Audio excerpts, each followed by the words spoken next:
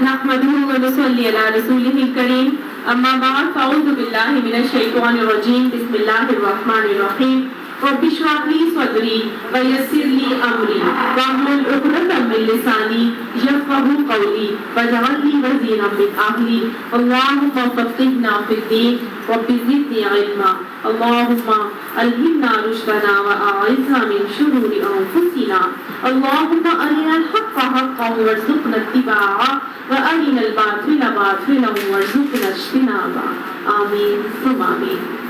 سورہ نازعات مکی صورت ہے، اس میں 2 رکوعات اور 46 آیات ہیں۔ پچھلی مرتبہ ہم نے سورہ نبا ختم کی تھی، تو آج ہم سورہ نازعات سے شروع کریں گے۔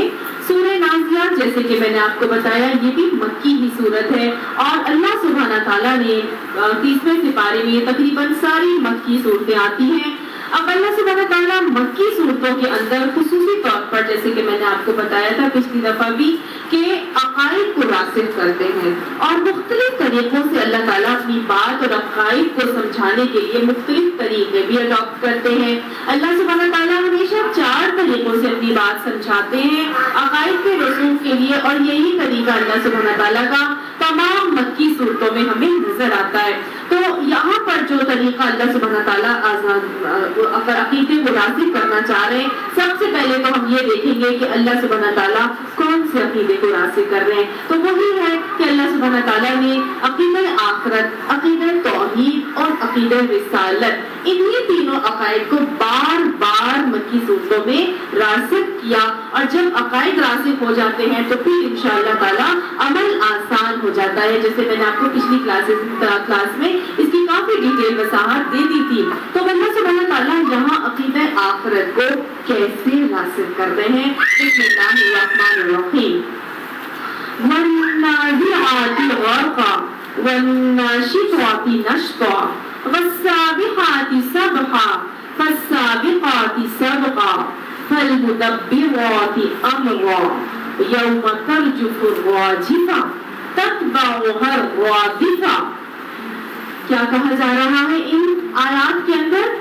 اللہ سبحانہ تعالیٰ فرما رہے ہیں ایک قیامت کے زلزلے کی حقیقت کو بیان کرتے ہوئے کہ 2 زلزلے قیامت کے جو ہیں وہ آنے والے ہیں، پے در پے ایک کے بعد دوسرے آئیں گے، اور اس حقیقت کو ثابت کرنے کے لیے اللہ سبحانہ تعالیٰ اپنے بیان کا آغاز قسم کھا کے کر رہے ہیں۔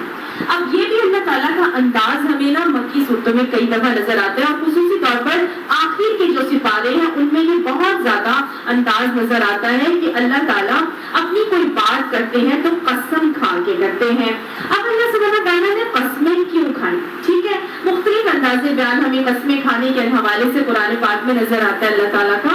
تو قسمیں اول تو پہلی بات یہ ہے کہ عربوں کا ایک انداز بیان تھا کہ وہ اپنی بات میں تاثیر اور قوت پیدا کرنے کے لیے یا اس کی حقیقت کو ثابت کرنے کے لیے اپنی قسم کھانے کا معاملہ کیا کرتے تھے، اور یہ ان کا ایک انداز سخن تھا، ان کا بات کرنے کا ایک طریقہ اور انداز تھا جو کہ اللہ تعالیٰ نے اپنایا۔ اور ہم بھی دیکھتے ہیں کہ انسان نے جب کوئی ایک چیز باور کرانی ہوتی ہے تو وہ قسم کھا لیتا ہے کہ دیکھو تم ویسے تو میری بات پہ یقین نہیں کر رہے، تو میں اللہ کی قسم کھا لیتا ہوں تو پھر تو تمہیں یقین آ ہی جائے گا۔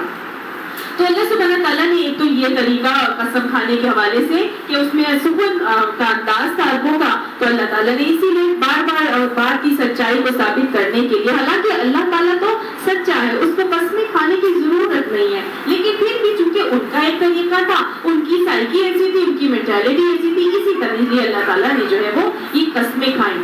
اب اللہ تعالیٰ نے قسمیں جو کھائیں تو وہ کن چیزوں کی کھائیں؟ ہمیں کچھ چیزیں نظر آتی ہیں نا جن کی چیزیں قسمیں اللہ تعالیٰ نے کھائیں۔ اب دیکھیں ہم تو قسم کھاتے ہیں تو اللہ کی کھاتے ہیں، اس کے علاوہ مومن کسی اور کی قسم نہیں کھاتا، کیونکہ اللہ سے بڑی حقیقت اور کوئی نہیں ہے اس دنیا میں۔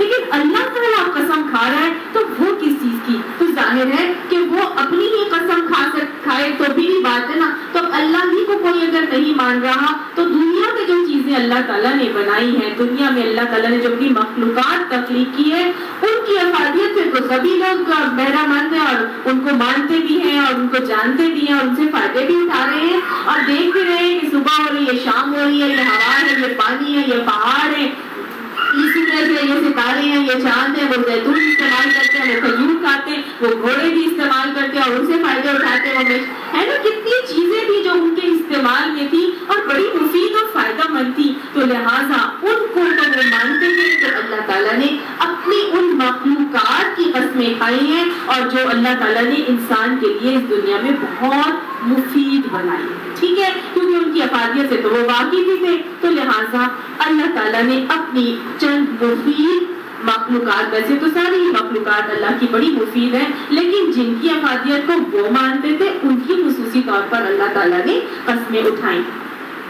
اب جہاں قسمیں ان کی اٹھائیں تو پھر اللہ سبحانہ تعالیٰ کا ایک اور بھی طریقہ ہمیں نظر آتا ہے کہ یہ اللہ تعالیٰ نے ہمیں دکھایا ہے قسمیں اٹھانے کے بعد کہ دیکھو یہ جن چیزوں کی قسمیں میں نے اٹھائی ہیں یہ بہت اہمیت کی حامل ہیں اور ایک ایک تخلیق اللہ تعالیٰ کی جو ہے وہ صرف ایک ایک کام نہیں کر رہی، وہ کئی کئی کام انجام دے رہی ہے.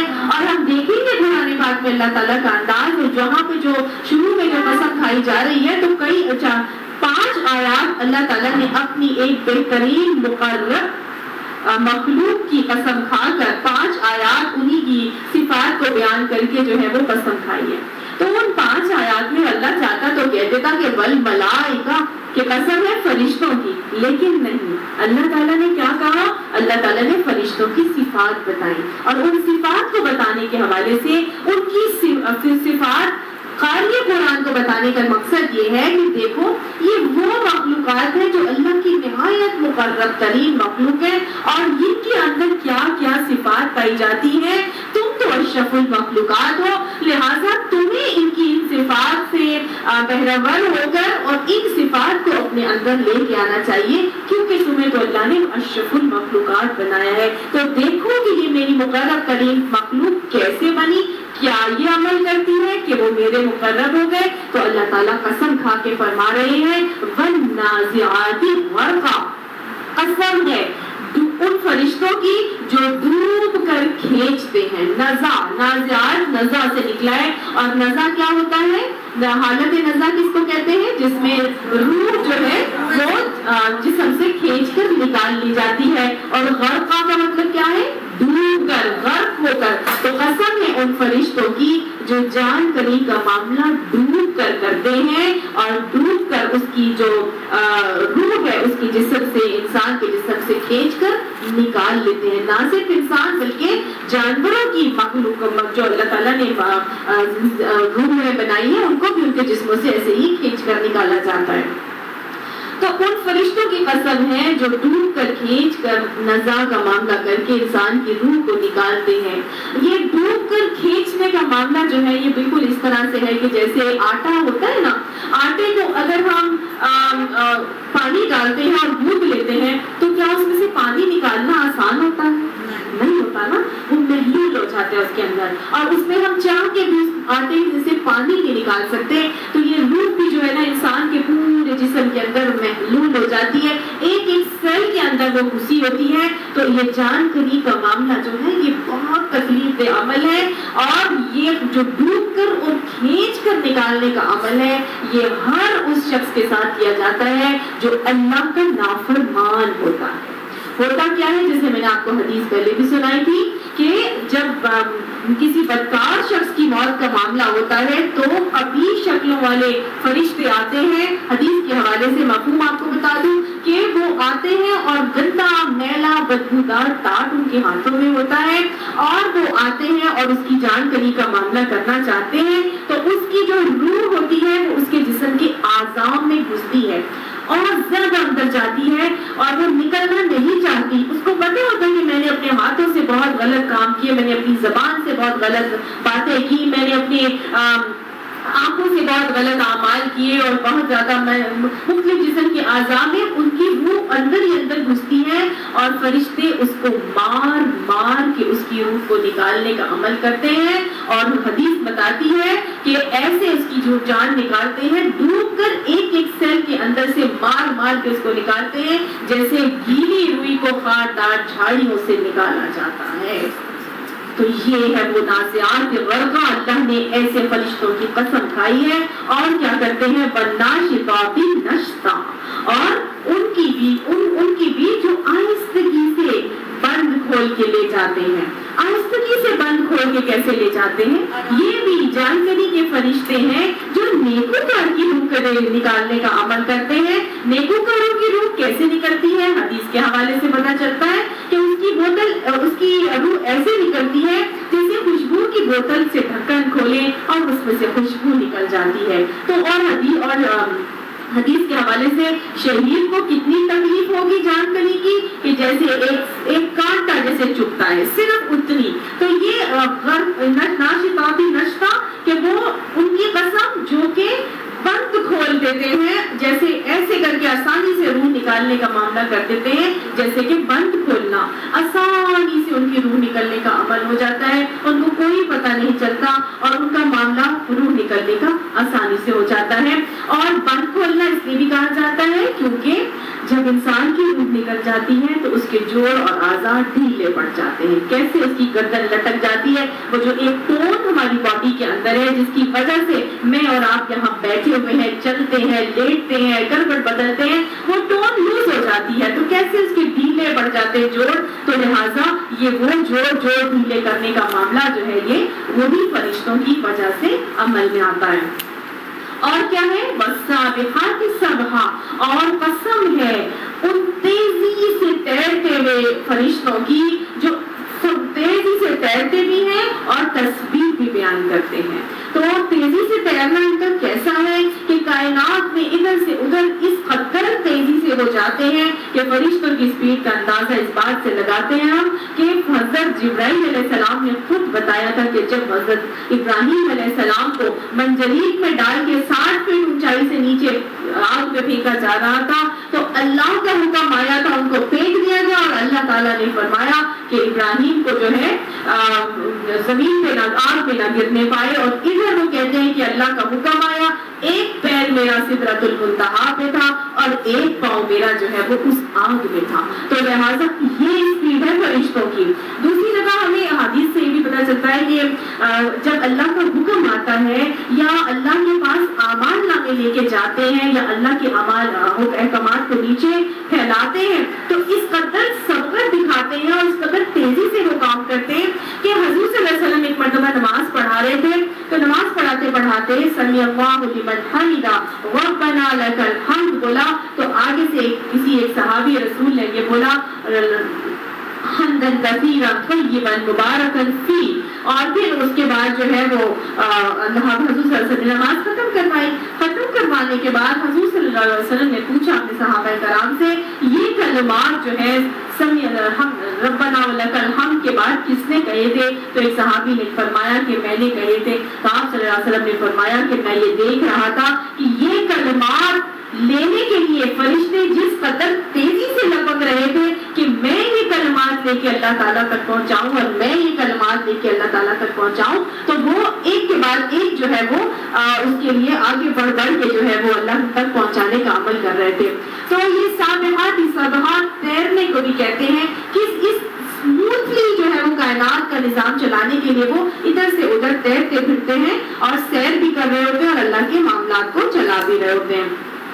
فالسابقات سبقا، بس سبقت لے جانے والوں کی قسم جو سبقت لے جانے کی طرح سبقت لے کر جاتے ہیں. یعنی ایک سے بڑھ کر دوسرا آگے بڑھ کے معاملات کر رہے ہوتے ہیں. میں کر لوں اور میں کر لوں، جیسے کہ میں نے آپ کو ابھی یہ والی مثال دی. آگے بڑھ کر رہے ہوتے ہیں کہ اللہ کا حکم ہے تو پہلے میں یہ پہنچا دوں، نیک عمل ہے میں پہلے آگے پہنچا دوں.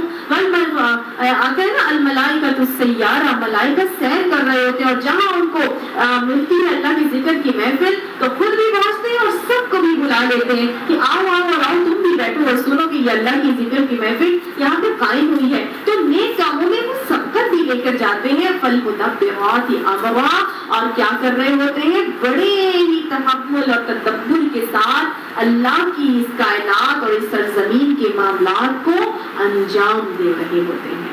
اللہ تعالیٰ تو کن کہے فیکون ہو جائے. اللہ کو کیا ضرورت ہے کہ وہ فرشتوں کو ذمے اور سپورٹ کی ہوئی ہیں ڈیوٹیز اللہ تعالیٰ نے. اللہ تو خود ہی سارے نظام چلا سکتا تھا، پھر اس نے فرشتوں کی سپورٹ ڈیوٹیز کیوں کی؟ اس لیے کہ اللہ نے ہمیں یہ دکھانا تھا کہ جب بھی کسی انسٹیٹیوٹ کسی ادارے کو چلانا ہوگا یا کوئی کام تم نے سر انجام دینا ہوگا تو اس کے لیے تمہیں ہیلپنگ ہینڈس کی ضرورت ہوگی. یہ میرے اور آپ کے لیے اللہ سبحانہ تعالیٰ نے ڈیوٹیز مقرر کی ہے فرشتوں کی اور ہمیں بتا دیا ہے کہ یہ اس کو ایسے انجام دیتے ہیں. اور پھر اس میں کچھ سپروائزرز ہیں, کچھ ان کے سب آرڈینیٹس ہیں, پھر ان کے سب آرڈینیٹس ہیں. تو اس طرح فرشتوں کی بھی پوری کی پوری جو ہے وہ جماعتیں موجود ہیں. صرف ایک آپ کہہ لیجیے کہ جب جان کنی کا معاملہ ہوتا ہے تو فرشتے قطار در قطار آتے ہیں. جان کنی تو صرف اور صرف حضرت اسرائیل علیہ السلام کا کام ہے نا, تو باقی فرشتے آدمی کیا کرتے ہیں, وہ کیوں آتے ہیں؟ حضرت اسرائیل آتے اور بس جانکاری کر دیتے ہیں؟ نہیں, اللہ کا نظام ہے. وہ اعمال میں تو لے کے جانے ہیں نا, وہ اعمال نامے اس کی روح کو لپیٹ کر کفن میں لے کر بھی تو جانا ہے. پھر وہ ایک کے بعد دوسرے تیسرے ہاتھوں میں پہنچتا ہے, پہلے آسمان تک جاتا ہے. قطار پر قطار جو ہے وہ فرشتے نیکوکار کی روح جھپٹ جھپٹ کر لے رہے ہوتے ہیں. تو لہٰذا ہر کام کو چلانے کے لیے آپ کو فوج درکار ہوتی ہے, آپ کو نفری اور تعداد چاہیے ہوتی ہے. یہ مجھے اور آپ کو دکھانے کے لیے اللہ تعالیٰ نے یہ ساری چیزیں بتائیں کہ تم لوگ جب زندگی کے کائنات کے اپنی دنیاوی زندگی کے انتظامات سنبھالو گے تو تم بھی لوگوں کے ساتھ اسی طرح سے معاملات کر کے چلنا. تو پھر اللہ سبحانہ تعالیٰ ان 5 قسموں کے بعد یعنی کس کی قسم کھائی؟ یہ ساری کے سارے فرشتوں کی قسم کھا کے اللہ سبحانہ تعالیٰ فرماتے ہیں کہ یوم ترجف الراجفہ, وہ دن جب کہ ہلا مارے گا ہلا مارنے والا, یعنی ایک ایسا زلزلہ آئے گا کہ سب کو ہلا مارے گا. یہ کون سا دن ہے؟ قیامت آنی ہی آنی ہے. قسمیں کھا کے فرشتوں کی صفات کی قسمیں کھا کے بتایا جا رہا ہے قیامت کا زلزلہ تو آ کر ہی رہنا ہے. اور یہ صرف ایک زلزلہ نہیں ہوگا, تتبعها الرادفہ, اس کے پیچھے دوسرا زلزلہ بھی آ رہا ہوگا. ردیف کس کو کہتے ہیں؟ جو سواری میں آگے بیٹھا ہوتا ہے اس کے پیچھے بیٹھے ہوئے بندے کو ردیف کہا جاتا ہے نا. تو پھر یہ وہ ہے کہ ایک کے بعد دوسرا بھی زلزلہ آئے گا. اور ہمیں یہ قرآن بھی یہ بتاتا ہے کہ جو 2 زلزلے آئیں گے تو پہلے زلزلے میں سورہ زمر میں آتا ہے کہ سور پھونکا جائے گا تو زمین آسمان جو بھی ہے اس میں سب کچھ مر جائے گا, گر جائے گا, ہل جائے گا, ختم ہو جائے گا. اور بس جسے اللہ زندہ رکھنا چاہے کچھ فرشتے ہیں جو زندہ رہیں گے. اور اس کے بعد پھر جب دوسرا سور پھونکا جائے گا تو یکایک وہ سب اٹھیں گے اور اپنی قبروں سے نکل آئیں گے.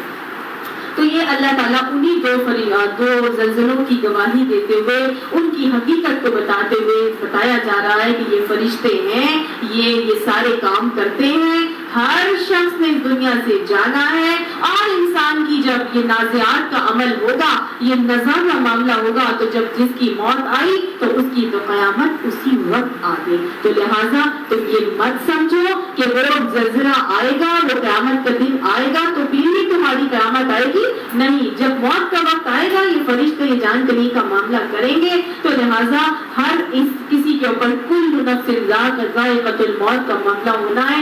یہ حقیقت ہے, یہ فرشتے آئیں گے اور تمہاری جان کنی کا معاملہ کریں گے. لہٰذا ان فرشتوں کی صفات سے اے مومنو, اے قاری قرآن, تم کچھ سبق سیکھ لو, کچھ سبق سیکھو. یہ جو قرآن کی آیات تمہارے سامنے پیش کی جا رہی ہیں, یہ جو تمہارے سامنے پڑھ پڑھ کے سنائی جاتی ہے, یہ جو کلام الہی اتر رہا ہے, ان کی آیات کے اندر مومن کو ڈوب کر غور کرنے کا حکم دیا جا رہا ہے. ان کی ایک ایک آیت کے اندر ڈوبا کرو, غور اور فکر کیا کرو, اور اس کے اندر سے جو بند ہے اس کے وہ کھول کھول کے اپنے لیے ہیرے موتی جو ہے وہ علم کے خزانے اس میں سے نکالا کرو. اور جب نکالو تو پھر اپنی زبانوں کو ذکر الہی سے تر رکھا کرو, سابحات بن جاؤ. اس قدر تیزی سے اپنی زبانوں کو ذکر الہی تسبیحات کے ساتھ اپنی زبانوں کو تر رکھو. ساتھ ساتھ یہ جو اس میں سے انمول خزانے اور موتی اور ہیرے تم نکالو گے قرآن کی آیات کے ساتھ, ان کو لے کے پورے معاشرے میں صدقہ کرو, پھیلو, بھاگو, دوڑو اور لوگوں کو جا کے ان آیات کے بارے میں بتاؤ. اللہ کی سرزمین پر اللہ کی حاکمیت کو قائم کرنے کے لیے وہ ہو جاؤ, کیا ہو جاؤ,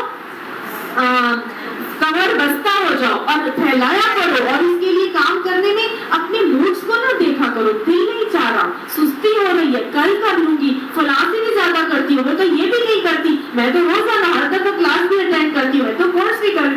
نہیں, کیا کرنا ہے, فالسابقات سبقا, ایک دوسرے سے آگے بڑھ جایا کرو. اور سب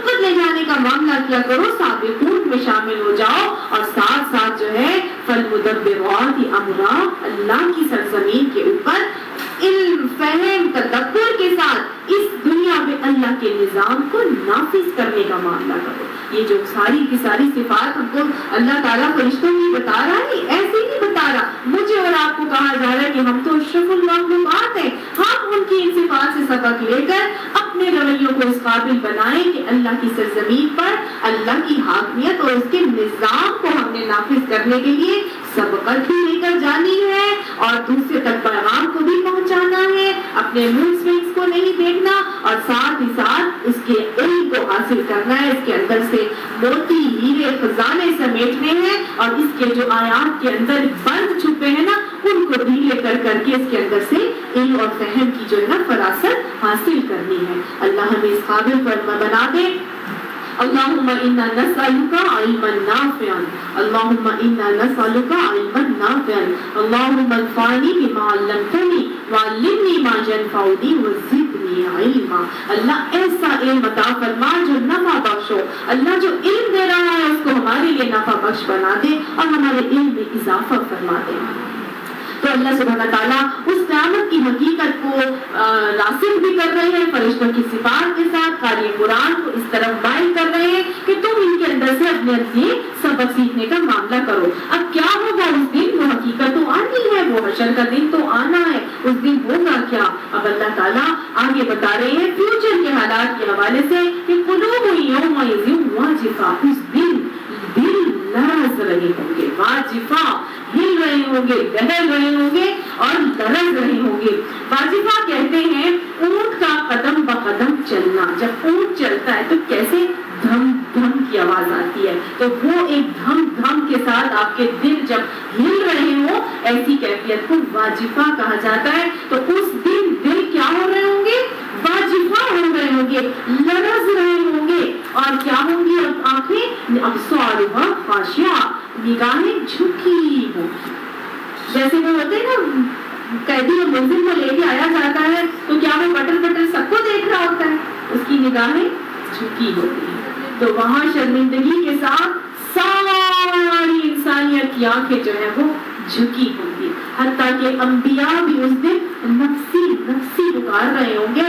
اللہ کی جلال، اللہ کی عظمت ہی ایسی ہوگی دہشت ناک کہ اللہ فرماتا ہے اس دن نگاہیں بھی جھکی ہوں گی اور دل بھی اس دن لرز رہے ہوں گے۔ اللہ ہمیں اس دن کی رسوائیوں سے محفوظ فرما دینا۔ پھر بھی یہ ساری باتوں کے بعد وہ لوگ کیا کہتے ہیں؟ یقولون، یہ سب کہتے ہیں اِنَّا لَمَرْدُودُونَ فِی الْحَافِرَةِ، کیا ہمیں دوبارہ پلٹایا جائے گا قبروں کے اندر؟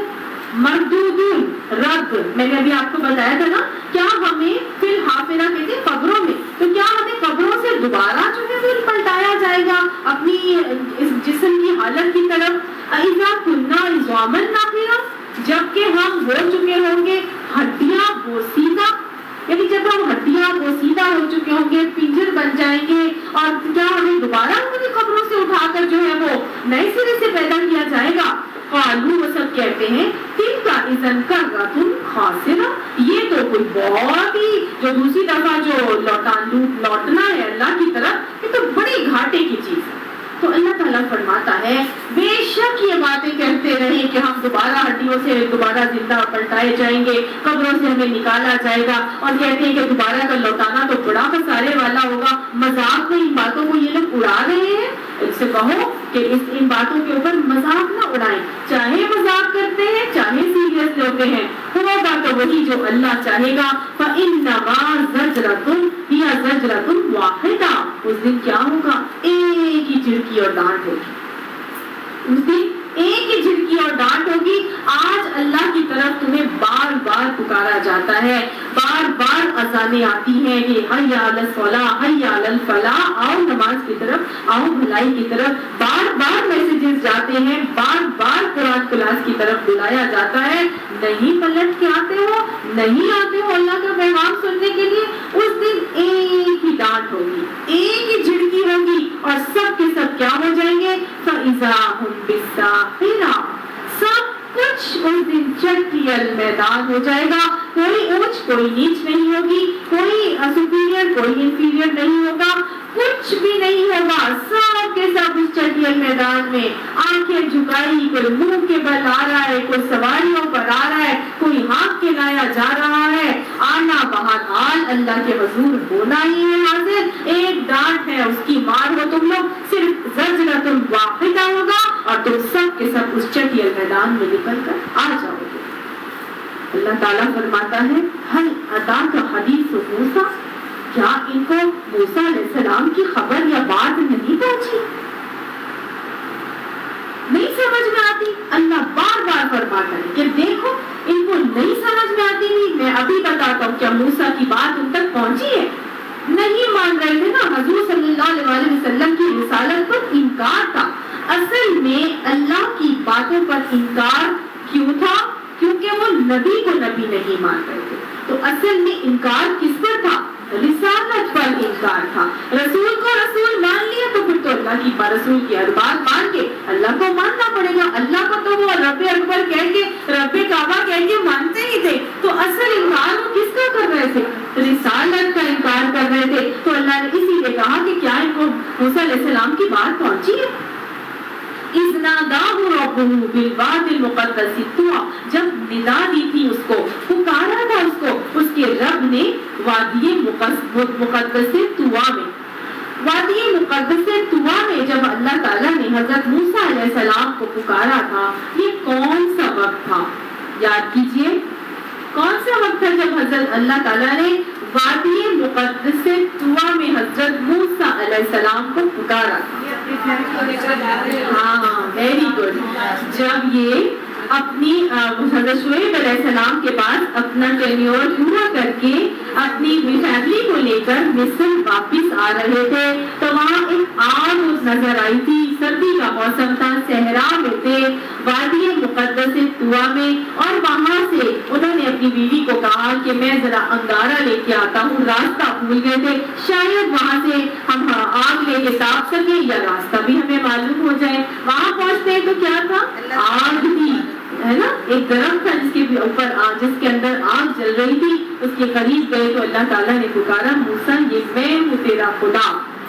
ایسا نہیں ہوا تھا، تو یاد کر لیجیے، ہم نے سارا پڑھا تھا اس کا، ہاں جوتے اتار دے، یہ ادب کی جگہ ہے۔ باقی وہ ڈر کے بھاگے تو فرمایا میرے نزدیک جو ہے رسول ڈرا نہیں کرتے۔ پھر اللہ نے تھوڑی سی ٹریننگ کی، پھر اللہ نے اپنے بارے میں بتانے کے بعد کیا بتایا تھا؟ عقیدہ آخرت کو واضح کیا تھا، اور پھر یہ کہا تھا اذهب الى فرعون انه طغى، جا فرعون کی طرف، بے شک وہ سرکش ہو گیا۔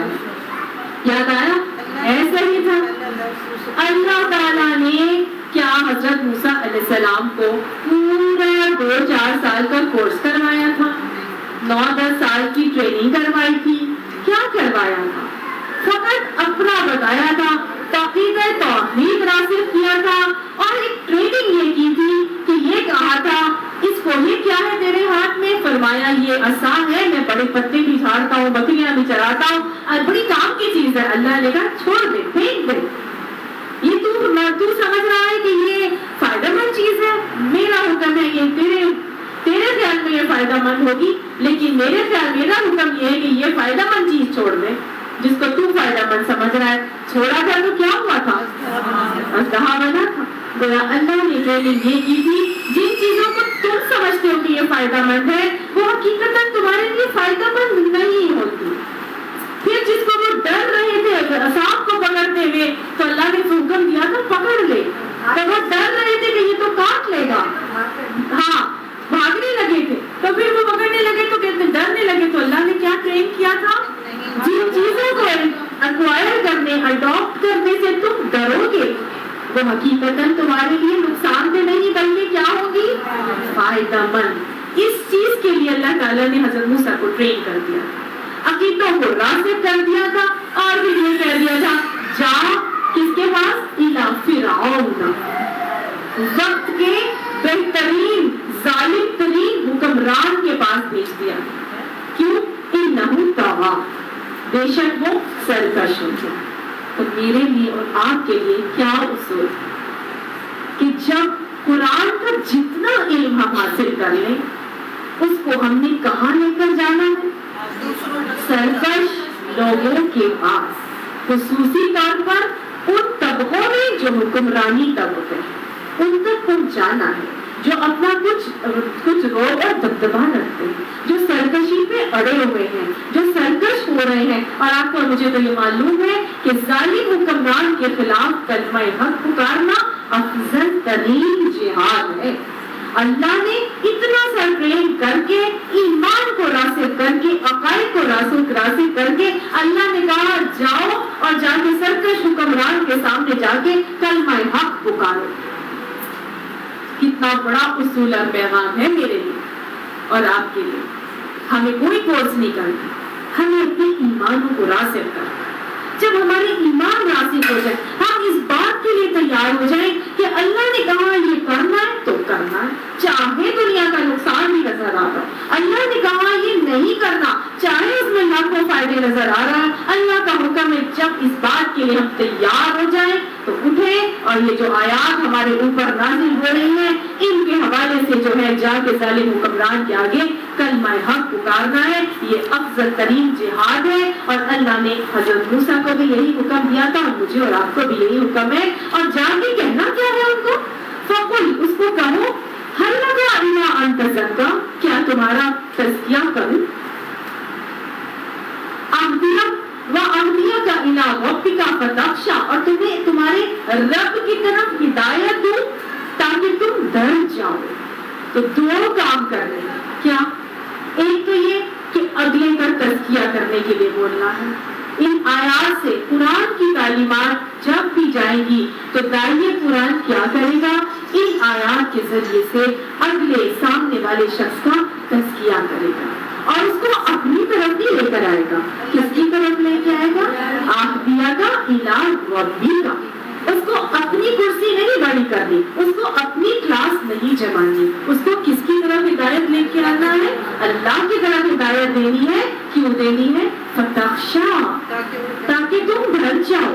گویا اللہ کا تقویٰ پیدا کرنا. تو دو بڑے بڑے کام ہیں. جب بھی کسی کو دعوت قرآن دی جائے گی تو اس لیے دی جائے گی کہ انسان کا تزکیہ ہو جائے اور اللہ کا تقویٰ اس کے اندر جو ہے وہ راسخ ہو جائے. یہ اصول مجھے اور آپ کو یہاں سے سمجھ میں آ رہا ہے. تو اب جب اس کو جا کے انہوں نے یہ کہا تو پھر اللہ فرماتا ہے فَأَرَاهُ الْآيَةَ الْكُبْرَى، بس یہ دکھاؤ اس کو نشانیاں بڑی بڑی. کون سی نشانیاں دی تھی حضرت موسیٰ علیہ السلام کو؟ عصا اور ید بیضا، یہ دو نشانیاں دی تھی. اور میں نے آپ کو پہلے بھی بتایا تھا کہ عصا کیا ہے، ہمارا عصا کیا ہے، قرآن اور حدیث. اور ید بیضا کیا ہے، ہماری اپنی اندر کی قوت اور صلاحیت. اس پہ بھروسہ کرو، اس پہ اعتبار کرو، اپنے ایمان پہ توکل اور یقین کر کے ان قرآن کی آیات کے ساتھ لے کر اٹھو. اور لوگوں کو، سرکش لوگوں کو اللہ کی بڑی بڑی یہ نشانیاں ہیں جو دکھانی ہیں. اللہ قرآن میں فرماتا ہے جاہدوا بہ جہادا کبیرا. کبیر جہاد کس کے ساتھ کرو؟ اس قرآن کے ساتھ. اس قرآن کی آیات کو پھیلانا ہے، یہی جہادن کبیرہ. جاہدوا بہ جہادن کبیرہ. اس قرآن کے ساتھ لے کے اٹھو اور اس کو بڑی بڑی نشانی لے کر اور آگے سرکش حکمرانوں کے آگے، سرکش لوگوں کے آگے جو اپنی مرضی سے اپنی زندگیوں کے معاملات گزار رہے ہیں ان کے سامنے لے جاؤ اور ان کو جا کے سناؤ اور ان سے یہ کہو کہ تم چاہتے ہو کہ ہم تمہارا تزکیہ کر دیں. حکمرانوں کو کیا بولنا ہے؟ آپ چاہتے ہیں آپ کے معاملات سارے صحیح ہو جائیں، آپ کی زندگی معاشرے میں ساری جو ہے وہ خرابیاں دور ہو جائیں، پاکیزگی اور صفائی کا معاملہ ہو جائے، ہر طرح سے ہر چیز بہترین ہو جائے.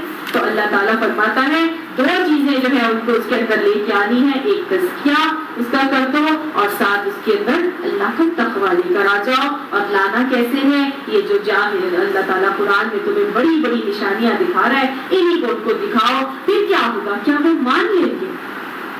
قرآن نے مان لیا تھا؟ نہیں مانا تھا. اللہ تعالیٰ فرما رہا ہے فَكَذَّبَ، پر جھٹلا دیا. تو لہٰذا ہمیں اس بات کو سمجھ لینا چاہیے کہ اگر ہم کسی کو، سرکش لوگوں کو، ظالم حکمرانوں کو، سرکش عوام، سرکش جو ہمارے لیڈرز ان تک یہ بات پہنچائیں گے تو ہمیں ایکسپیکٹ کرنا چاہیے کہ وہ کیا کریں گے؟ فَكَذَّبَ، وہ جھٹلائیں گے. فرعون نے بھی جھٹلایا تھا، وہ بھی جھٹلائیں گے. سب اچھا میں بڑا کنفیوز ہو گئی، اپسیٹ ہو گئی کسی معاملے پہ کہ کسی کو کوئی بات بتانی تھی اور وہ سن کے نہیں دے رہے تھے، اب وہ سننے کے لیے تیار ہی نہیں ہے. تو مجھے ایک بات بتایا، میں بتانا چاہ رہی ہوں، وہ سننے کے لیے تیار نہیں ہے، میں کیسے بتاؤں؟ وہ اپنے آپ کو صحیح سمجھ رہے ہیں، وہ بات ہی نہیں کرنا چاہتے، میں کیسے بتاؤں؟ تو یہ آیات سے میں پڑھ رہی تھی تو مجھے یہ اتنا خوبصورت اصول ملا، انہوں نے تو جھٹلانا ہی ہے کیونکہ وہ تو سرکش ہے نا، انہوں نے تو یہ کرنا ہی ہے. ہم کیوں ایکسپیکٹ کر رہے ہیں کہ وہ سن بھی لیں گے، سمجھ بھی لیں گے، مان بھی لیں گے؟ کیا موسیٰ علیہ السلام کی بات فرعون نے مان لی تھی؟ تو نہیں مانی تھی تو کیا انہوں نے بتانا چھوڑ دیا تھا؟ سنانا تو ضروری ہے نا، تو بتانا ضروری ہے. تو یہی بات ہے کہ بڑا خوبصورت مجھے یہاں سے اصول ملا. فقط زیادہ کو تو جھٹلائیں گے تو اس نے بھی جھٹلایا تھا، تو تمہیں ذرا زیادہ ڈس ہارٹن ہونے کی ضرورت نہیں ہے، وہ تو جھٹلائیں گے. اب یہ ہے کہ ہم یہ سوچ لیں کہ وہ تو اتنے سرکش ہیں، اور وہ تو کسی کے ساتھ بھی ہم دیکھیں کہ ہم کوئی بات آگے پہنچانا چاہتے ہیں اور ہم یہ سمجھ لیں کہ وہ تو مان نہیں رہے اور انہوں نے تو ساری زندگی جو ہے وہ ہمیں پینٹو کہہ دیں گے، وہ تو ہمیں ایسے کہہ دیں گے. ابھی کسی نے مجھے کہا کہ میں نے ان کو قرآن کی یہ بات بتائی تو انہوں نے مجھے کہا جاؤ جاؤ پہلے جا کے اپنے آپ کو صحیح کرو، ہے نا، یہی کہتے ہیں لوگ. تو ہمارے لیے تو دوسرے کو بتانا بھی مشکل ہو گیا. اب آج ہم اللہ نے ہمیں توفیق دے دی، زندگی کے 40-50 سال ہم بڑی غلط گزار کے آ گئے، اللہ نے آج مجھے توفیق دے دی، آج میں اللہ کے عمل ہے جس کو جب پتہ چل جائے اس نے تو یہ کام آگے پہنچانا ہے نا، تو ہم رک جائیں یہ سوچ کے کہ وہ تو آگے اب خود کے ہمیں ہی بولیں گے تو اس لیے ہمیں کیا بتانے کا فائدہ، رہنے تو میں تو نہیں بتا رہی، اس نے اٹھ کے مجھے ہی بولنا ہے. نہیں، اس نے بولنا ہے، وہ بولے گا جو سرکش ہوگا، جس نے ماننا ہوگا وہ مان جائے گا، جس نے ماننا ہوگا وہ مانے گا. آپ نے بتانے سے رکنا نہیں ہے کہ لوگ کیا کہیں گے، مجھے وہ پینٹو بنا دیں گے، مجھے وہ ایسے بنا دیں گے. بھارت اپنا کام کرتے جانا ہے پورے اخلاص کے ساتھ، پورے خلوص نیت اخوت کے ساتھ، ان کے لیے دعا کرتے ہوئے کرنا ہے. جب ایسے معاملات کیے جائیں گے یاد رکھیے گا کہ ہمیں ظلم سے نفرت کرنی ہے، ظالم سے نفرت نہیں کرنی، سرکشی سے نفرت کرنی ہے، سرکش سے نفرت کرنی ہے. سمجھ آ گئی؟ تو جب بھی ہم یہ چیز سوچ کے آگے بتانے جائیں گے نا تو چاہے اس کا کوئی بھی ریئیکشن ہو، ہماری ہمتیں جواب نہیں دیں گی، ہم اپنا کام کرتے جائیں گے کیونکہ ہم تو اس غلطی کو، اس ظلم کو، اس سرکشی کو نکالنا چاہتے ہیں نا. تو ہم پیار محبت سے، اخلاص سے، طلب سے اور دعاؤں کے ساتھ یہ کام کرتے چلے جائیں گے. انشاءاللہ اللہ تعالیٰ نے توفیق جس کو دینی ہوگی وہ ملتی چلی جائے گی. اب فرعون نے کیا کیا؟ فَكَذَّبَ وَعَصَىٰ، اس نے جھٹلا بھی دیا اور نافرمانی بھی کی. ٹھیک ہے، اور کیا کیا؟ ثُمَّ أَدْبَرَ يَسْعَىٰ، پھر وہ پلٹا اور تیز ہو گیا اور دوڑنے لگا. مخالفت میں حضرت موسیٰ علیہ السلام کی وہ اور زیادہ وہ تدبیریں کرنے لگا. تو لہٰذا ایکسپیکٹ کرنا ہے کہ اگر ہم کسی کو بتائیں گے کوئی بات تو وہ ہمارے خلاف اور زیادہ باتیں کریں گے. یہ فرعون نے بھی کیا تھا، ہر سرکش یہ کام کرے گا. وہ ثم ادبر یسعیٰ، پھر وہ پیٹ بھی موڑی اس نے اور زیادہ تدبیریں کرنے کے لیے پلٹا، چال بازیاں کرنے کے لیے پلٹا. پھر اس نے اور کیا کیا؟ خود اکیلے نہیں، فحشر فنادیٰ، سب لوگوں کو جمع کر لیا اور پھر اس نے پکار کر کہا، اتنا ذلیل کیا حضرت موسیٰ علیہ السلام کو اور یہ کہا فقال انا ربکم الاعلیٰ، میں ہوں سب سے اونچا تمہارا رب، سب سے بڑا رب میں ہوں. اور یہی ہر سرکش کا کام ہے. میری پالیسیز بالکل ٹھیک ہے، میری پلاننگ بالکل ٹھیک ہے، میرا طریقہ زندگی بالکل ٹھیک ہے، میرا اسٹائل آف لیونگ بالکل ٹھیک ہے، جو میں سوچتی ہوں یا میں سوچتا ہوں بس وہی ٹھیک ہے، باقی سارا گیا بھاڑ میں. یہ ایک نمونہ اللہ تعالیٰ نے فرعون کا دکھایا ہے اور اس نمونے میں ہر سرکش کا نمونہ جو ہے وہ چھپا ہوا ہے. نظر آ رہا ہے؟ وہ جمع بھی کریں گے، لوگوں کو آپ کے خلاف لابی بھی بنائیں گے اور اٹھ کے سب کو یہ کہیں گے میں تو ایسا اور میں تو ایسا. وہ کون ہوتی ہے؟ وہ نہ ہوتا ہے میرے آگے اس طرح سے آ کے بولنے والا. اللہ تعالیٰ فرما. اچھا دیکھیے جو موسیٰ تھا نا، یہ فرعون تھا، یہ اللہ کو اللہ مانتا تھا، یہ اللہ کو اللہ مانتا تھا، لیکن اپنی سرزمین پر کسی اور کی حکم نہیں چلنے دینا چاہتا. یہ میری سرزمین ہے، یہ میرا گھر ہے کوئی بات نہیں چلے گی، میری مرضی چلے گی۔ یہ فرعون کا کام تھا، ٹھیک ہے، اللہ کو وہ مانتا تھا اللہ، بلکہ آتا ہے کہ وہ کیا آتا ہے قرآن مجید میں اس کی شہادت کیسے موجود ہے کہ وہ کہتا ہے کہ لوگ کہہ رہے تھے اس کو کہ کیا آپ موسیٰ اور اس کی قوم کو یہ آزادی دیتے چلے جائیں گے کہ وہ ملک میں فساد پھیلائیں اور آپ کو اور آپ کے معبودوں کو چھوڑ دیں۔ گویا فرعون معبود کو مانتا تھا، اللہ کو مانتا تھا، اس کے بھی معبود تھے، لیکن اپنی سرزمین پہ کسی اور کی بات نہیں چلنے دیتا تھا۔ اپنی حکمرانی میری سرزمین پر میری چلے گی، میرے گھر پہ میرا راج چلے گا، یہ میری ساس کا کیوں چل رہا ہے، یہ میری نند آگے کیوں بول رہی ہے، فلانی نے کیوں ایسے بولا، میرا گھر ہے، میرے بھائی کو کیا ضرورت پڑی ہے کہ وہ اس پہ آگے بولے۔ یہ کام تھا اس کا۔ ہماری سرزمین کتنی سی ہوتی ہے، ایک گھر، ہم تو اس کو اسی طرح سے لیں گے نا۔ تو یہ ہے، یہ صرف فرعون کے اوپر نہیں، ہر ایک کے اوپر آتی ہے، لہٰذا بہت بہت گہرائی میں جا کے اپنے لیے اصول نکال لیں۔ اور پھر کیا ہوا، اللہ تعالیٰ نے پھر کیا کیا، اللہ فرماتے ہیں فَأَخَذَهُ اللَّهُ، بس پکڑ لیا اس کو یا بنا دیا اس کو اللہ نے، نَكَالَ الْآخِرَةِ وَالْأُولَىٰ، ایک عبرت پہلوں اور آخر والوں کے لیے، بعد والوں کے لیے بھی اور پہلے والوں کے لیے بھی اللہ نے فرعون کو ایک عبرت اور نشانی بنا کے چھوڑ دیا۔ تو ہر وہ سرکش انسان جو اللہ کی حاکمیت کو مانے گا نہیں، اللہ کے کمال کے مطابق زندگی نہیں گزارے گا، رسالت کے عقیدے کو اور قرآن کو اور ہمارے عقیدہ آخرت کو نہیں مان کے چلے گا، اللہ تعالیٰ اور اپنی سرکشی پر اڑا رہے گا، اللہ اس کو بعد والوں کے لیے عبرت اور نشانی بنا دے گا۔ اور ہمارے سامنے کئی مثالیں ہیں، یہ تو ایک فرعون، کئی مثالیں ہیں، اللہ تعالیٰ نے ان کو عبرت کے لیے نشانیاں بنا کے ہماری لیے چھوڑ دیا ہے۔ صرف بصیرت کی نگاہ چاہیے، ڈھیروں نام آپ کو مل جائیں گے جو آج بھی ہمارے لیے عبرت کے نشان بنے ہوئے ہیں، جو اپنے آپ کو سب کچھ سمجھتے تھے لیکن آخرکار دنیا سے سب کے سب چلے گئے اور سب یہیں پہ دھرا کر دھرا رہ گیا۔ ان فی ذالک لعبرۃ لمن یخشی، اس میں ایک عبرت ہے ہر اس شخص کے لیے جو اللہ سے ڈرے۔ اس ایک واقعے میں سب کے لیے عبرت ہے، لیکن ان لوگوں کے لیے جو اللہ سے ڈرتا ہے۔ تو کیا ضروری ہے، اپنے اندر خوف خدا کو رکھنا ضروری ہے۔ اللہ سبحانہ تعالیٰ ہمیں ان احکامات سے، ان آیات سے سبق سیکھنے کی توفیق نصیب فرمائے۔ اللہ فرماتا ہے ابھی بھی سمجھ میں نہیں آتی تو پھر دیکھ لو یہ فرعون اپنے آپ کو کیا سمجھتا تھا، اللہ نے اس کو بھی دنیا میں عبرت بنا کے چھوڑ دیا۔ ابھی بھی جس نے سمجھنا وہ سمجھے، جس نے نہیں سمجھنا وہ نہ سمجھے۔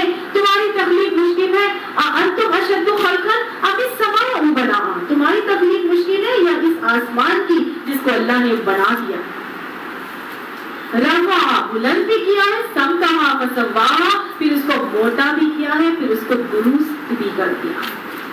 یہ آسمان کی تخلیق بہت مشکل تخلیق ہے، اللہ بتا رہا ہے تمہاری تخلیق کوئی مشکل نہیں ہے، مشکل تھا تو یہ آسمان کو بنانا مشکل تھا، اس کو اللہ نے بلند بھی کیا اور اس کو موٹا بھی کیا اور پھر اس کو درست بھی کر دیا۔ میں نے آپ کو بتایا تھا پچھلی مرتبہ کس طرح اللہ تعالیٰ نے اس کی ہمیں ایٹماسفیرک لیئرز، میں نے آپ کو ساری پچھلی کلاس میں بتائی تھی۔ پھر اللہ تعالیٰ نے اس کو ایسے ہی نہیں چھوڑا، اس کو سجایا بھی میرے اور آپ کے لیے۔ اللہ فرماتا ہے وَأَغْطَشَ لَيْلَهَا وَأَخْرَجَ ضُحَاهَا، اس میں ہم نے ایک رات بنا دی، نکال دی، یعنی رات کو ڈھانپ دیا اور اس میں ایک دن بھی بنا دیا۔ آسمان پہ رات ہوتی ہے، آسمان میں دن ہوتا ہے، کیسے ہوتا ہے؟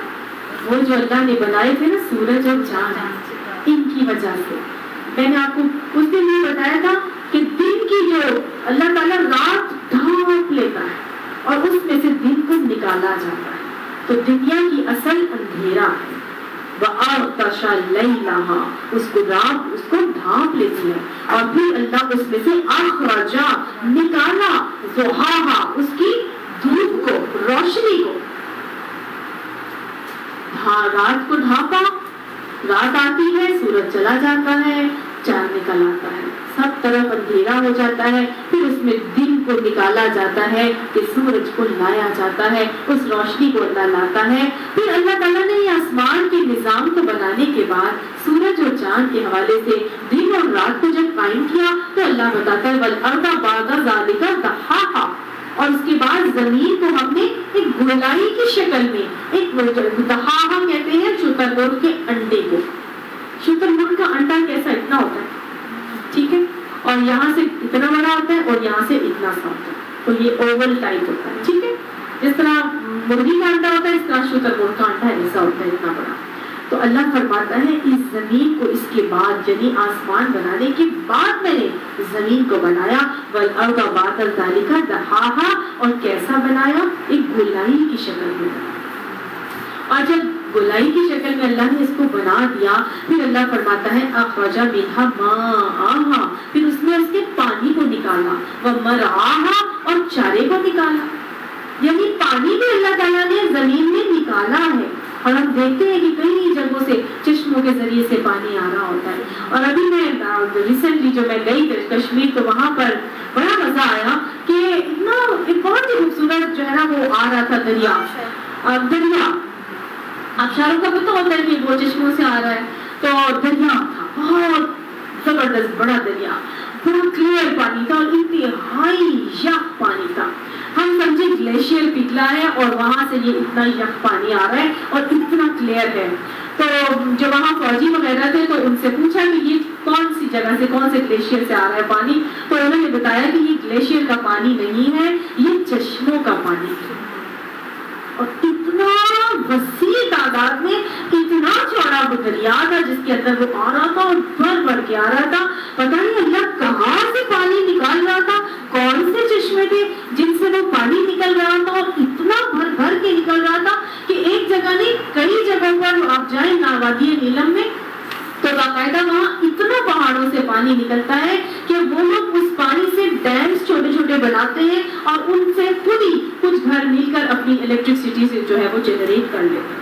اتنا پانی نکالتا ہے اللہ تعالیٰ، یہ پہاڑوں سے نکال رہا ہے، یہ زمین کے اندر سے پانی نکال رہا ہے اللہ تعالیٰ. اللہ فرماتا ہے اخرج منہا ماءہا، اس کے اندر سے ہم نے اس کا پانی نکالا. اور پھر جب پانی نکالتے ہیں اللہ تو اس پانی سے کیا ہوتا ہے، ساری فصلیں سیراب ہوتی ہیں اور پھر وہاں پہ چارے بھی اگتے ہیں اور غلے بھی اگتے ہیں. بہترین چیز تم کھاتے ہو، اور وہ جو سارے چھلکے اور وہ سب رہ جاتا ہے گھاس پھوس، وہ کس کے لیے ہوتا ہے، جانوروں کے لیے ہوتا ہے. اب اللہ نے اس سے نباتات بھی اگائی، پھل اور پودے اور غلے بھی نکالے. لیکن اللہ فرماتا ہے اب یہ زمین جو ہے لڑک رہی تھی، اب گول تھی نا، ظاہر ہے انڈے کو رکھیں گے تو وہ لڑکنے لگتا ہے، تو ڈول رہا تھا. تو اللہ تعالیٰ نے اس کو ٹکانے کے لیے والجبالا ارساہا، اللہ نے اس میں پہاڑوں کو لنگر کی طرح گاڑ دیا. لنگر کیا ہوتا ہے، جو سمندر میں اینکر ہوتا ہے نا، جس کو شپ کو ٹکانے کے لیے پھینکا جاتا ہے، اس کو لنگر کہا جاتا ہے. ارساہا کہتے ہیں لنگر کی طرح ان پہاڑوں کو میں نے گاڑ کے ٹکا دیا زمین کو. یہ اللہ نے لنگر ڈالے ہیں پہاڑوں کی شکل میں، جس کا میں نے آپ کو بتایا تھا 2/3 حصہ نیچے ہوتا ہے. پچھلی کلاس میں ہم نے پڑھا تھا نا، ہم نے جبال کو کیا پڑھا تھا، اوتادا، میخوں کی طرح گاڑ دیا تھا. اور آج ہم پڑھ رہے ہیں جبال کو کیا بنایا ہے، میخوں کی طرح بھی گاڑا ہے، اور ایسا گاڑا ہے کہ وہ لنگروں کی طرح ہے اور وہ ہلنے نہیں دیتے اس کو. پھر اللہ فرماتا ہے متاعا لکم ولانعامکم، تمہارے لیے اس میں فائدہ ہے اور تمہارے مویشیوں کے لیے بھی فائدہ رکھ دیا اللہ نے. اور میں اور آپ دیکھتے ہیں کہ دنیا زمین سے جو نکلتا ہے میں بھی کھاتی ہوں، آپ بھی کھاتے ہیں، اور ہمارے جانور بھی کھاتے ہیں، مویشی بھی کھاتے ہیں. کوئی بھوکا نہیں مرتا. ایک پرندہ جو اپنے گھونسلے سے صبح نکل کے جاتا ہے اس کو نہیں پتا ہوتا شام کو پیٹ بھر کے واپس آتا ہے. کیا جن کے ہاتھ کٹے ہوتے ہیں کیا وہ بھوکے رہتے ہیں ساری عمر؟ آخر کو اللہ انہیں بھی تو دیتا ہے نا. تو اللہ فرماتا ہے اس میں سب کے لیے میں نے فائدے رکھ دیے ہیں. فَإِذَا، اب دیکھ لو یہ سارا کچھ جو تمہارے سامنے ہے، کھول آم، زمین دیکھ، فلک دیکھ، فضا دیکھ، مشرق سے ابھرتے ہوئے سورج کو ذرا دیکھ. اللہ کائنات کی ساری نشانیاں بتا رہے ہیں. اس سے پیچھے اللہ تعالیٰ نے پچھلی گزشتہ قوموں کے واقعات سے بتایا، اپنی ایک مخلوق کے قسموں سے بتایا کہ دیکھو قیامت کا دن آنے والا ہے. اللہ فرماتا ہے دوبارہ اس چیز کو راسخ کرنے کے لیے کہ فَإِذَا جَاءَتِ الطَّامَّةُ الْكُبْرَىٰ، اب بس جب آ جائے گی ایک ہنگامہ عظیم برپا کر دینے والی. توما کہتے ہیں ایک ایسی قیامت یا آفت جو کہ بہت عظیم اور ہنگامہ کر دے، ایسی مصیبت آ جائے جس سے ہر چیز ہل جائے، دہل جائے، تو اللہ فرماتا ہے بس جب آ جائے گی وہ ہنگامہ عظیم والی طامۃ الکبریٰ آ جائے گی تو اس دن کیا ہوگا؟ یوم یتذکر الانسان ما سعی، اس دن یاد کرے گا انسان جو کوششیں اس نے کی تھی. یتذکر، وہ یاد کرے گا، ہر چیز اس کے دماغ میں ایک ریل کی طرح چلنا شروع ہو جائے گی. ما سعی، جس چیز کے لیے اس نے کوششیں کی تھی. کس کوششوں میں زندگی گزار کے آیا تھا؟ کیا دنیا حاصل کرنے میں ہی ساری کوششیں لگ گئی تھی یا دین حاصل کرنے میں لگی تھی؟ کیا دنیا بنانے کے چکر میں ساری کی ساری آپ کے دن رات ہوتے رہتے تھے کہ اللہ کی سرکشی میں یا اللہ کے احکامات کی اطاعت میں ہوتے تھے؟ انسان کو ہر چیز یاد آنا شروع ہو جائے گی کہ میری کوششیں کون سے ڈائریکشن میں چل رہی تھی. سورہ کہف میں آتا ہے نا، قل، ان سے کہو، ہل ننبئکم، کیا میں ان کو بتاؤں بالاخسرین اعمالا، کہ اعمال کے حوالے سے سب سے زیادہ خسارے میں رہنے والے لوگ کون ہوں گے؟ اعمال کر کے آئیں گے، یہ نہیں ہے کہ انہوں نے عمل نہیں کیے ہوں گے، ساری زندگی اعمال میں جھکے ہوئے رہیں گے، لیکن اخسرین اعمالا، ان میں سے کون ہوں گے جو خسارے میں رہنے والے ہوں گے؟ یہ وہ لوگ ہوں گے الذین ضل سعیہم، یہ وہ لوگ ہوں گے جن کی کوششیں ساری کی ساری راہ راست سے بھٹکی ہوئی ہوں گی. کوششیں ہو رہی ہوں گی دنیا میں، بہت صبح سے جائیں گے، شام کو راتوں کو گھر آئیں گے، لیکن ضل سعیہم، ان کی کوششیں بھٹکی ہوئی ہوں گی فی الحیات الدنیا، ان کی دنیا کی زندگی میں. وَهُمْ يَحْسَبُونَ أَنَّهُمْ يُحْسِنُونَ صُنْعًا، اور وہ یہ گمان کر رہے ہوں گے کہ وہ جو بھی کر رہے ہیں وہ بالکل ٹھیک کر رہے ہیں.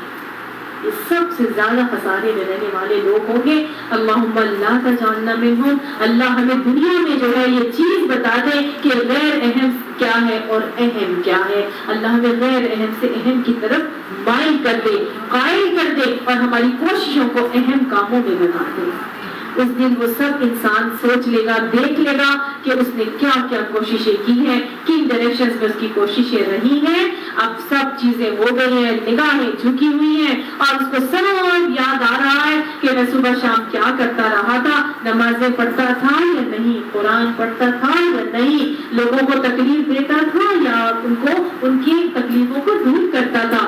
یہ نیکی کے عمل کر کے کہیں منہ سے یہ تو نہیں نکال دیتا تھا میں تو یہ بھی کرتی ہوں، میں تو یہ بھی کرتی ہوں، اور ساری نیکیوں میں پانی پھر جاتا تھا.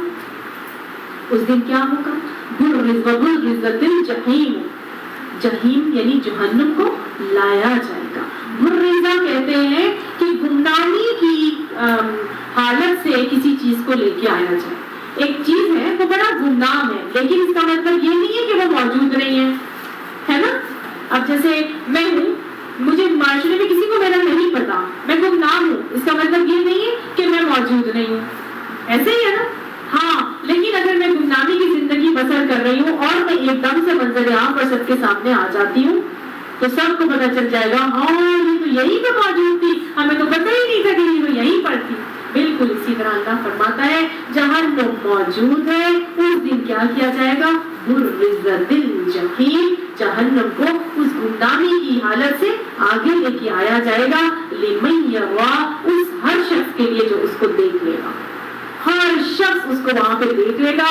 فَأَمَّا مَن طَغَىٰ، پس جس کسی نے سرکشی کی ہوگی، جو دنیا میں سرکش رہ کے زندگی گزار رہا ہوگا، جس نے دنیا میں اپنے گھر اور اپنے لباس اور اپنے زیورات اور اپنے اولادوں کو بنانے کے چکر میں ساری کاوشیں اور محنتیں اور سعییں کی ہوں گی، اس دن جو ہے وہ اللہ فرماتا ہے وہ سرکشی میں زندگی گزار رہا تھا. وہ آخر رکھانا تو دنیا، اور دنیا میں وہ کہتا تھا کہ میں کمال ہوں، نام بھی کمال ہوں، عہدے بھی مل جائے، اقتدار بھی مل جائے، میرے بچے سب سے اونچے ہو جائے، میرا گھر سب سے بیسٹ ہو جائے، سب میری ہی واہ واہ کرے، مجھے ہی ہر چیز آتی ہو. دنیا بنانے کے چکروں میں وہ پڑا ہوا تھا. اللہ فرماتا ہے اللہ کی سرکشی کرنے والا ایسا شخص جو صرف اور صرف دنیا کے گرد ہی طواف کرتا رہا اور گھیرے لگاتا رہا، فإن الجحیم ہی المأویٰ، پر جہنم ہی اس کا ٹھکانہ ہوگی. اللہم لا تجعلنا منہم، اللہ ہمیں غیر اہم سے اہم کی طرف مائل کر دے. اللہ فرماتا ہے نا قرآن پاک میں لَتُسْأَلُنَّ يَوْمَئِذٍ عَنِ النَّعِيمِ، البتہ ضرور تم سے ان نعمتوں کے بارے میں سوال کیا جائے. حدیث بتاتی ہے کوئی کوئی ابن آدم اپنی جگہ سے ہل نہیں سکے گا جب تک کہ 5 باتوں کا وہ جواب نہیں دے گا۔ اور وہ کیا ہے؟ عمر کس حال میں گزاری، جوانی کن کاموں میں گزار کے آئے ہو، اور مال کہاں سے کمایا اور مال کہاں خرچ کیا، اور یہ جو علم تمہارے پاس تھا اس پہ کہاں تک عمل کیا۔ اللہ ہمیں نفع بخشنے والا علم عطا فرمائے، اللہ ہمیں عالم قرآن بھی بنائے اور عامل قرآن بھی بنائے۔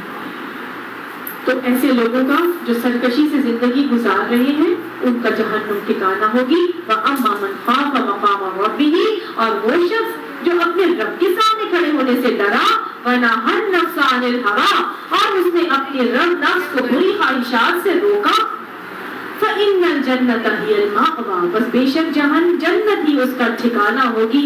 اللہم اللہ انہی لوگوں میں شامل فرما دے، وہ لوگ جو اپنے نفس کو بری خواہشات سے روکتے ہیں کیونکہ انہیں معلوم ہوتا ہے کہ انہوں نے اللہ کے آگے جواب دہی کرنی ہے اپنی ہر نعمت کی، اور وہ اس کی پریکٹس کرتے ہیں کہ اللہ کے سامنے میں نے تنہا حاضر ہونا ہے، اور اللہ نے اس دن مجھے کہنا ہے لَقَدْ جِئْتُمُونَا فُرَادًا کما خلقناکم اول مرۃ، آج اکیلے تنہا میرے سامنے آ گئے ہو جس طرح میں نے تمہیں پہلی دفعہ پیدا کیا تھا۔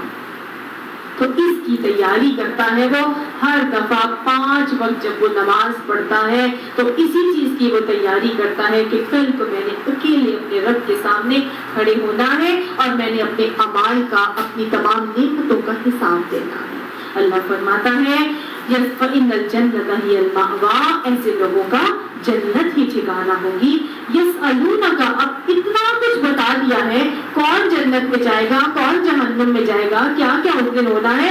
يَسْأَلُونَكَ عَنِ السَّاعَةِ، اب پھر تم سے سوال کرتے ہیں اس گھڑی کے بارے میں، أَيَّانَ مُرْسَاهَا، کہ کب ہوگی وہ، کب ہوگا اس کا ظہور، اس نے کب ہونا ہے۔ مرساہا کہتے ہیں ٹھہرنا، یعنی وہ گھڑی کب آئے گی، کب ٹھہرے گی، وہ کب واقع ہوگی۔ فیما انت من ذکرہا، بیچ کیا ہے تمہیں اس کے ذکر سے۔ اللہ کہتے ہیں اس کے ذکر سے تمہیں کیا، جس کی موت آتی ہے قیامت تو اسی وقت آ جاتی ہے نا، اس سے کیا فرق پڑتا ہے کہ قیامت 6 سال بعد آتی ہے کہ 600 سال کے بعد آتی ہے۔ تمہیں اللہ کہتا ہے پھر ساری باتیں کے بعد مرغی کی ایک ہی ٹانگ، کہ پھر پوچھتے ہیں کہ وہ قیامت کی گھڑی کب آئے گی۔ ان باتوں سے کوئی فائدہ نہیں ہے، ان کو کہہ دو الی ربک منتہاہا، تمہارے رب کی طرف ہی اس کی انتہا ہے، تمہارے رب کو اس کا گھڑی کا علم ہے کہ وہ کب آنی ہے۔ یہ یاد رکھیں سب لوگ کہ جب کسی کی موت آتی ہے اس کی قیامت اسی وقت آ جاتی ہے۔ یہ ضروری نہیں ہے کہ وہ زلزلے والے واقعات جو قیامت کی اللہ تعالیٰ یہاں بتا رہے ہیں، سور پھونکنے کے معاملات، وہ تو جا کے ہونے ہیں مشرکوں اور منافقوں کے اوپر۔ اللہ وہ ہمیں گھڑی نہ ہی دکھائے گا، لیکن جس کی موت آئے گی قیامت تو اسی وقت آ جائے گی۔ اللہ کہتا ہے اس گھڑی کا علم جو ہے اس کی انتہا تمہارے رب کی طرف ہے۔ انما انت منذر من یخشاہا، بے شک میں کیا ہوں، تم تو صرف یہ خبردار کرنے والے ہو اس کو جو اس سے ڈرتا ہے۔ کأنہم، اس دن کیا ہوگا، اس دن ہوگا یہ یوم یرونہا، اس دن وہ سب اس کو دیکھ لیں گے، لم یلبثوا، تو انہیں ایسا محسوس ہوگا کہ جیسے وہ ٹھہرے ہیں اس کے اندر، الا عشیۃ او ضحاہا، مگر صرف ایک یا تو رات کا کچھ حصہ یا دن کا کچھ حصہ۔ یعنی جس دن وہ حشر کو دیکھیں گے، قیامت کو دیکھیں گے، اٹھ کے اللہ کے حضور حاضر ہوں گے تو انہیں ایسا لگے گا کہ جیسے وہ دنیا میں کتنا ٹھہرے ہیں، دن کا کچھ حصہ یا رات کا کچھ پہر۔ ان قرآن ایک اور جگہ بتاتا ہے نا، وہ کہیں گے قالوا لبثت یوما او بعض یوم، یا تو ہم ایک دن ٹھہرے ہیں یا دن کا کچھ حصہ ٹھہر کر آئے۔ اس دن ان کو سب کچھ پتا چل جائے گا۔ اللہ سبحانہ تعالیٰ ہمیں یہ سمجھ بھی دے، عقل بھی دے اور فہم بھی دے کہ جو چیز جتنی اہم ہے ہم اس کو اتنی ہی اہمیت اور اتنا ہی وقت دیا کریں۔ اللہ کے نزدیک یہ دنیا کی حقیقت ایسی ہے کہ جیسے آپ کہیں کہ مچھر کے پر سے بھی زیادہ حقیر ہے۔ پیارے نبی صلی اللہ علیہ وسلم نے ایک گلاس منگایا اور اس میں انگلی ڈبوئی اور پانی جو لگا رہ گیا تو اپنے صحابہ کرام کو فرمایا کہ یہ جو جتنا پانی اس انگلی پر لگا ہے اس کی جو مثال سمندر کے مقابلے میں ہے، اللہ کے نزدیک دنیا کی مثال اور آخرت کی مثال بالکل ایسے ہے۔ مردہ بکری کے مرے ہوئے بچے سے بھی حقیر ترین ہے اللہ سبحانہ تعالیٰ کے نزدیک یہ دنیا۔ اللہ ہمیں یہ فہم اور یہ شعور عطا فرمائے اور اللہ ہمیں زہد عطا فرما دے، اس دنیا سے بے رغبتی اور اپنا شوق اور آخرت کا خوف عطا فرما دے۔ صدق اللہ العظیم۔